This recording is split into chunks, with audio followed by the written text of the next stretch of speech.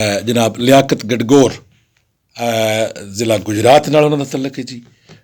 मौजा चीरां वाली पंजाबी बड़ी खूबसूरत लिखते हैं जी और बड़ा कमाल किस्म का पंजाबी कलाम उन्हां दा। और इस माँ बोली दिहाड़ दे वाले नाल उन्हां दी भी एक छोटी जी जिहड़ी है ना जी वो नज़म तुहाडी खिदमत च पेश करना जी कि मेरी माँ इनू बोलदी रही है,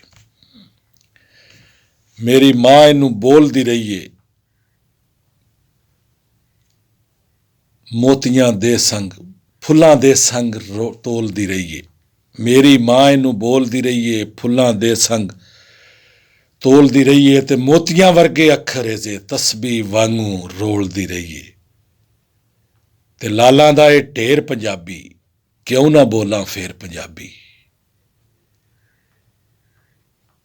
ते दायम फजल फकीर दी बोली, दायम फजल फकीर दी बोली, रांझे दी ते हीर दी बोली, साडे वारस पीर दी बोली, फुल्ला भरी चंगेर पंजाबी क्यों ना बोलां फेर पंजाबी।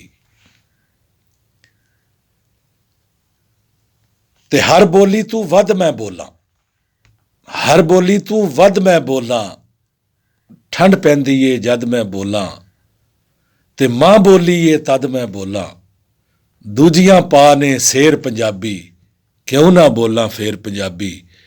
एक खूबसूरत कलाम सी जी जनाब लियाकत गडगोर होरां दा, ज़िला गुजरात नाल उन्हां दा तल्लक और माँ बोली दे वाले नाल उन्हां दा भी कलाम जिहड़ा जी वो तुहाडी खिदमत च पेश कीता जी। प्रोग्राम तुसीं सुन रहे हो ज़रखेज़ पाकिस्तान FM 101 रेडियो पाकिस्तान सरगोधा दे लाइव